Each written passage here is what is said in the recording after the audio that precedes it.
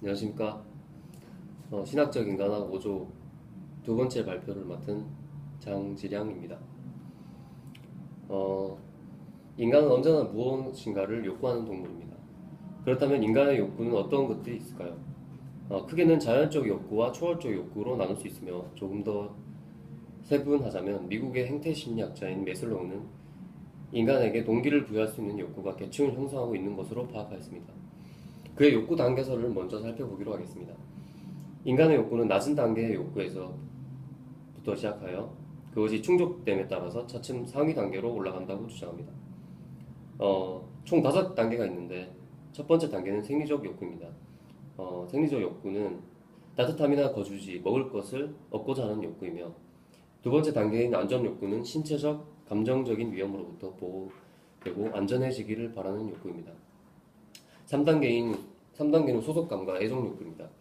인간은 사회적인 존재이므로 어디에 소속되거나 자신이 다른 집단에 의해서 받아들여지기를 원하고 동료와 친교를 나누고 싶어하고 또 이성 간의 교제나 결혼을 갈구하게 되는 것입니다. 4단계인 존경 욕구는 내적으로 자존 자유를 성취하려는 욕구 및 외적으로 타인으로부터 주의를 받고 인정을 받으며 집단 내에서 어떤 지위를 획득하려는 욕구입니다.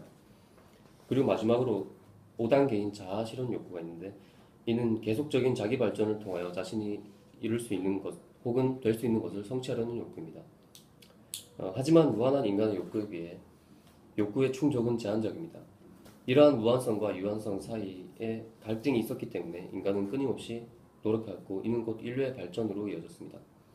인류의 욕구 충족의 과정에서는 자신의 욕구를 충족시키기 위한 과정이 아름답고 선한 사람이 있는 반면 오직 자신의 욕구를 위하여 이기심이 내포된 잘못된 방법으로 충족시킨 사람이 있습니다. 우리는 분명히 욕구 그 자체보다는 그 과정의 의미와 가치를 더욱 중요시 여겨야 할 것입니다. 그렇다면 인류의 역사상 자기 실현에 성공한 사람들 중 욕구 충족의 과정이 아름다웠던 사람들의 특징은 무엇인지 아는 것 또한 큰 도움이 될 것입니다. 이를 위해 메슬로우는 창조적 업적과 인격적 성숙을 통해 자아 실현을 이룬 세계적 위인들, 예를 들어 에이브라함 링컨, 토마스 제퍼슨, 마하트마 간디, 알버트 아인슈타인, 루즈벨트, 스피노자 등의 삶을 치밀하게 분석하여 그들의 몇 가지 특징을 제시하였습니다. 그 중에서 욕구 충족의 과정에서 타인과의 소통을 가능하게 하였던 요인들에 대해서 알아보도록 하겠습니다. 첫 번째는 현실에 대한 객관적인 지각 능력과 판단 능력을 가지고 있다는 점입니다. 가능한 한 자신의 편견, 소망, 욕구를 배제한 상태에서 있는 그대로 현실을 본다는 것인데 자신과 타인을 왜곡하지 않기 위해서는 자신과 타인에 대한 깊은 이해가 필요합니다. 둘째는 인간의 본성, 자신과 타인의 속성에 대해서 수용적인 태도를 갖고 있는 것입니다. 자아 실현을 한 성숙한 사람들은 자신과 타인의 장점뿐만 아니라 약점과 결함을 불평이나 걱정 없이 받아들입니다. 자신과 타인의 속성을 있는 그대로 자연스러운 것으로 인정하고 수용한다는 것입니다. 세 번째, 자신을 가식 없이 솔직하게 자발적이고 자연스럽게 나타냅니다.